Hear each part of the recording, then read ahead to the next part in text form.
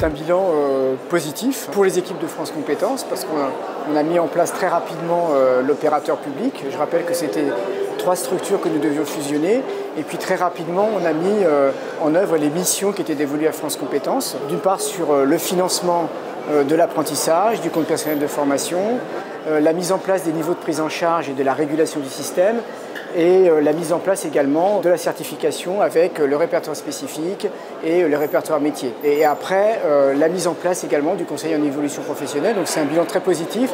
Je crois que maintenant France Compétences est bien installée dans l'écosystème formation professionnelle apprentissage.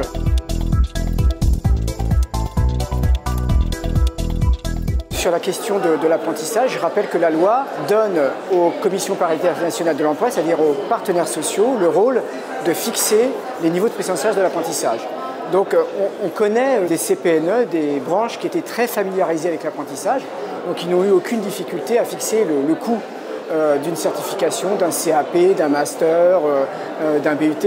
Par contre, je pense qu'il y a des CPNE, des commissions paritaires de branche, qui, de par tradition, ne faisaient pas beaucoup d'apprentissage.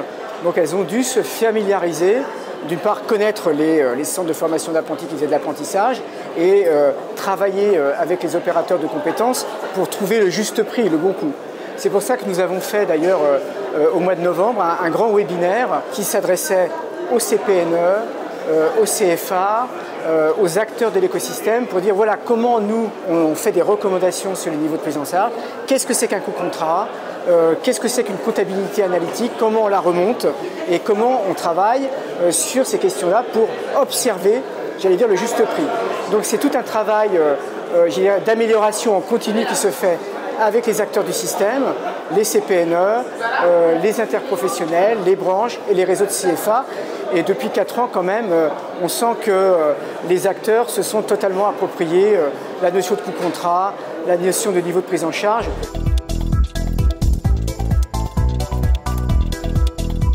La question, ce n'est pas uniquement la question des moyens humains et financiers. Je rappelle qu'on a déjà 91 salariés à France Compétences, on est parti à 70, donc l'État a fait le travail pour augmenter les effectifs de France Compétences.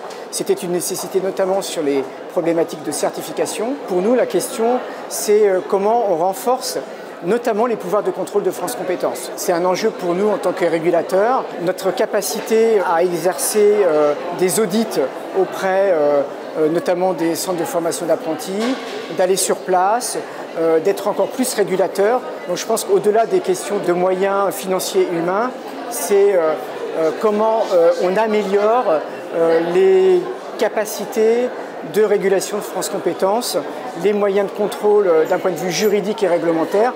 Et ça passe par des évolutions législatives et réglementaires.